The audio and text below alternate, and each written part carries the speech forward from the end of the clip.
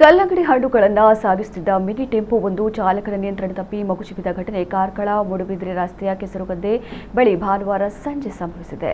ಈ ಅಪಘಾತದಲ್ಲಿ ಟೆಂಪೋ ವಾಹನದಲ್ಲಿದ್ದವರು ಸಣ್ಣಪುಟ್ಟ ಗಾಯಗಳೊಂದಿಗೆ ಪ್ರಾಣಾಪಾಯದಿಂದ ಪಾರಾಗಿದ್ದಾರೆ. ಟೆಂಪೋದಲ್ಲಿದ್ದ ಕಲ್ಲಂಗಡಿ ಹಣ್ಣುಗಳು ಚೆಲ್ಲಾಪಿಲ್ಲಿಯಾಗಿ ರಸ್ತೆಗೆ ಬಿದ್ದಿದ್ದವು. ಸ್ಥಳೀಯ ಜನರು ಸ್ಥಳಕ್ಕೆ ಭೇಟಿ ನೀಡಿ ಟೆಂಪೋದಲ್ಲಿದ್ದವರನ್ನ ಆಸ್ಪತ್ರೆಗೆ ದಾಖಲಿಸಲು ನೆರವಾದರು. ಕಲ್ಲಂಗಡಿ ಹಣ್ಣುಗಳಿದ್ದ ಟೆಂಪೋ ಕಾರ್ಕಳದಿಂದ ಮೂಡುಬಿದಿರೆ ಕಡೆಗೆ ಸಾಗುತ್ತಿತ್ತು.